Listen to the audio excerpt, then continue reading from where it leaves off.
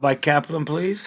I was listening yesterday to a conversation between two people, and I made an observation when I was listening to the conversation that there are two kinds of people. I mean, everybody can know this, but sometimes when you see it with your eyes, it makes a stronger impression.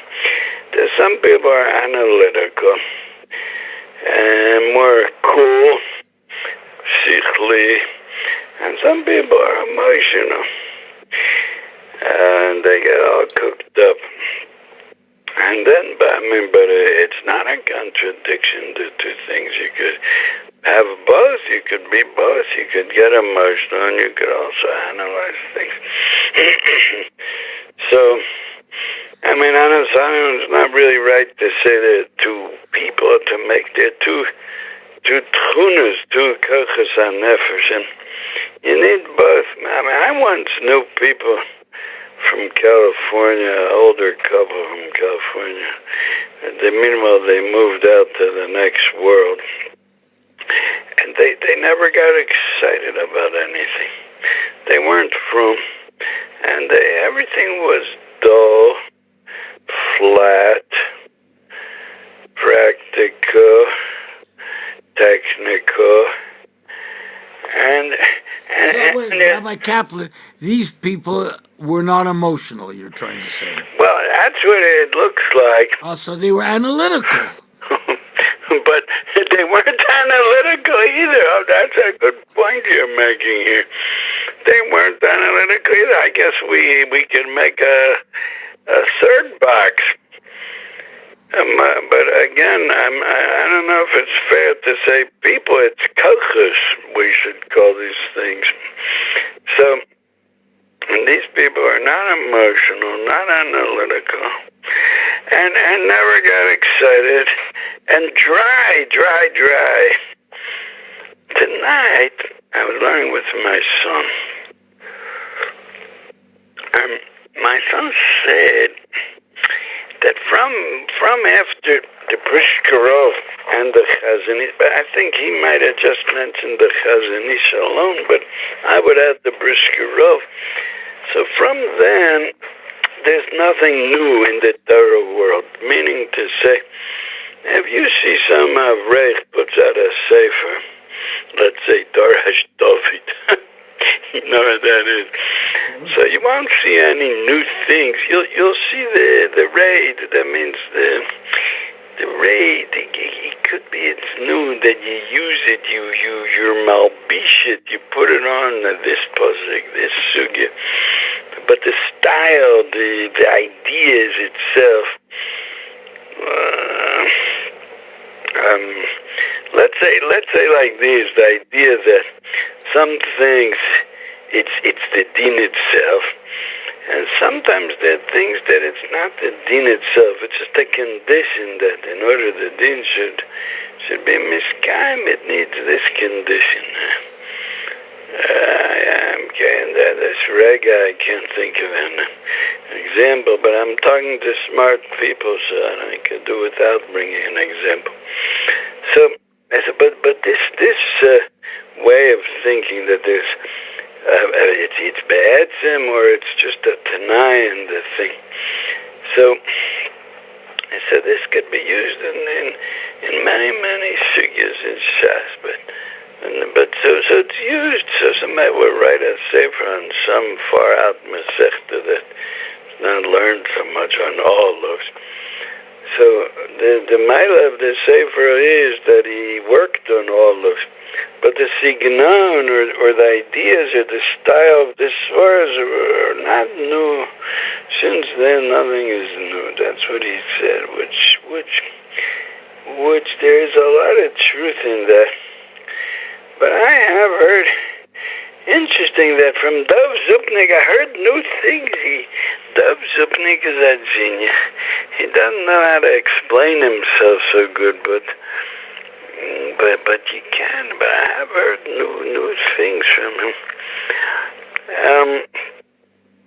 So what does that have to do with what we're saying? I don't know myself, and I'm just going on and talking and talking. And this whole series is Sichas Chun Shel Talmidei Chachamim.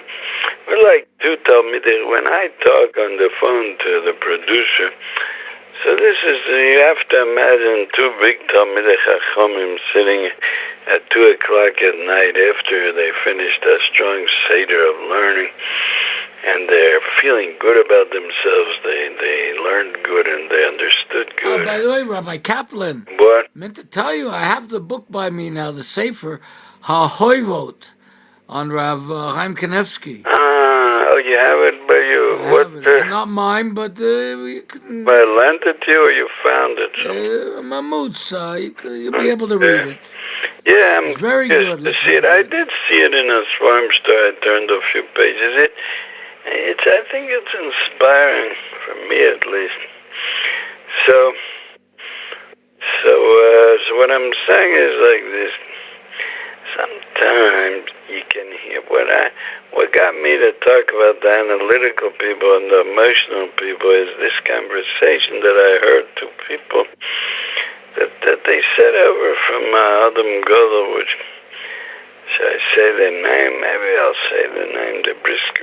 They say over from him, which, they say over from him a certain name, and one person got all excited that how can it be? Say, what was the Maimer? I think. Wait, slowly, patient. I know somebody else that's like you. Right away, he has to catch weekend. Anyway, and why do I say I know somebody else like you? So then you won't feel so bad that you're doing such a thing, jumping. So he said the Memra was like this, that he said that when the Medina came into being, the idea of Zionism was around a long time, but finally it materialized in 1948 when they announced that they're making a Medina. So he says Hashem was giving a smile to the Jewish people, and the Chilonim took it away from themselves, and nothing became of it. It was even Mekalkor. It was even worse. So now this person got all excited. How could he say such a thing? How could you believe such a thing? Because now the other one started analyzing. Soon we'll get to what he analyzed. So, and I stood on this side and listened, and I tried to be quiet and not get involved because usually, when you see two people talking, so the third person almost can never really put in his words because they're busy with the Taivas and Nitzochen trying to be menatzeach one another. So how's the third person going to put in something? That's how most people are. And Baruch Hashem, I think I could pride myself by saying that I am not like that, although I could be nichshel, but I'm aware. Just because I'm aware, it helps me not to be nichshel in that. So when these people were talking and discussing this Memre, so-called Memre that they say, so the one of them got all emotional because on the surface, it sounds like he's giving some kind of a positive, he's saying something positive about Zionism. That's what it might sound like. That he's saying Hashem, when Zionism came down, as if he was saying that when Zionism came down, so it was a smile that Hashem was smiling at the Jewish people. So he got all emotional. I don't believe it. Do you believe it? Do you believe it? So I said, well, the one of the two people said, well, let's analyze it first. So the other one said, no, let's get emotional. So, I really have to give credit to this person that he's very honest, that he said, no, let's get emotional, because I know of other people, even some people that are close to me, that I would say to them, in fact, I have two people in mind, that if I would say such a thing, well, let's analyze it, they wouldn't even hear what I said. They would just go on and on and on. And like a bulldozer just cross you, a tank that goes across you and flattens you out, then you just, whether you continue to exist or not is not important. He just pushed by. And that means, what did I do wrong? Let's say that if somebody said something, and he got all excited about it in a negative way about it, and I would say, well, let's analyze it. So what did I do wrong by saying that? So then there's some idiots that would say, we're not talking about right and wrong, we're talking about something else. Okay, good. So I won't use the word right and wrong. So what's let's call it this way. What's negative about saying, or why should it be ignored? Why should the one that said, let's analyze it, why should he be ignored?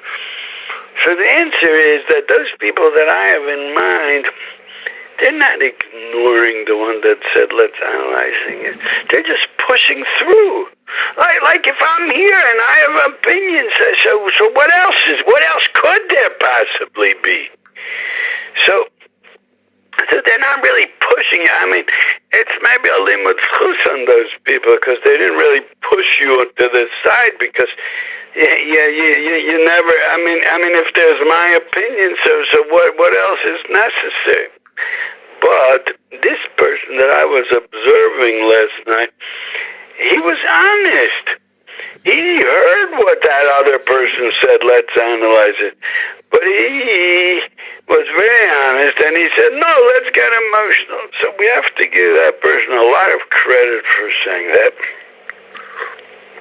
even though this whole talk is against that person, or analyzing that person's mistake, let's call it.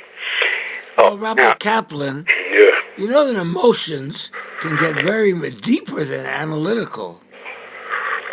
As emotions are symbolized by water in astrology, and analytical is symbolized by earth and other things.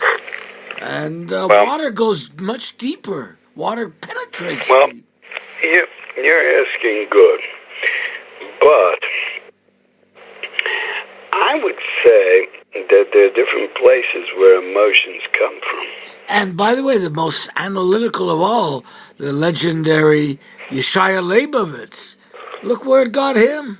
Yeah. Completely only analytical. He was an Aquarius, Kiyadua. Yeah, well, and I'll answer back on that. Well, Reb Chaim Brisker was very analytical. Look where it got him. I don't know about Reb Chaim Brisker. Okay. But I know Rav Shlomo Karlebach once said he lost his eyes, he can't see.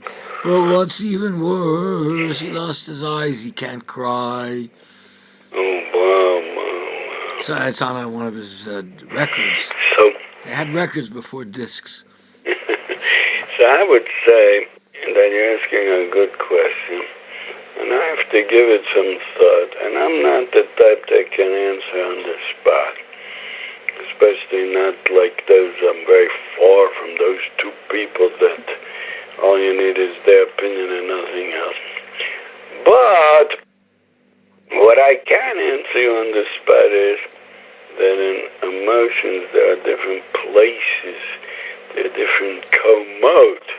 It goes in co-mode levels. The emotions can come from a very superficial place. And they can come from a very, very deep place.